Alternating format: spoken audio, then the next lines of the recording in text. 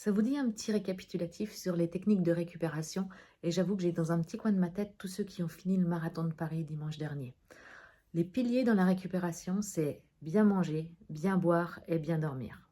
Bien évidemment, il existe d'autres techniques qui ont pour but d'accélérer cette récupération, mais souvent leur effet est plutôt indirect dans le sens où elles vont aider à favoriser une bonne qualité de sommeil. Tout d'abord, certains auront très envie, après un marathon, d'aller très vite faire retourner les jambes pour encourager une sorte de récupération active. Face à ça, la science est assez unanime. En effet, si vous ne faites rien pendant 7 jours, versus vous allez faire tourner les jambes assez rapidement après votre épreuve de marathon, par exemple, au 7e jour, les gens qui n'auront rien fait auront des aptitudes bien plus élevées que ceux qui auront entrepris une récupération active.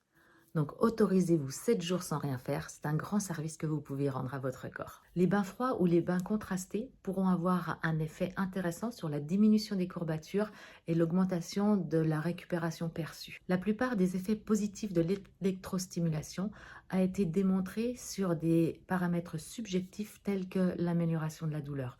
Alors effectivement, si la douleur est un facteur limitant, utiliser l'électrostimulation pourra être une modalité de récupération intéressante. Le massage pourra avoir un effet intéressant sur la récupération perçue et sur la perception d'amélioration des courbatures. Pour autant, il est directement lié à l'expertise de la personne qui le produit et à l'attente de l'athlète. Ensuite, l'utilisation de bas de contention peut être particulièrement recommandée post-épreuve. Donc n'hésitez pas à essayer et à cumuler ces différentes modalités de récupération active pour en tirer votre recette idéale. Mais n'oubliez pas que les piliers sont dormir, manger et boire. À bientôt!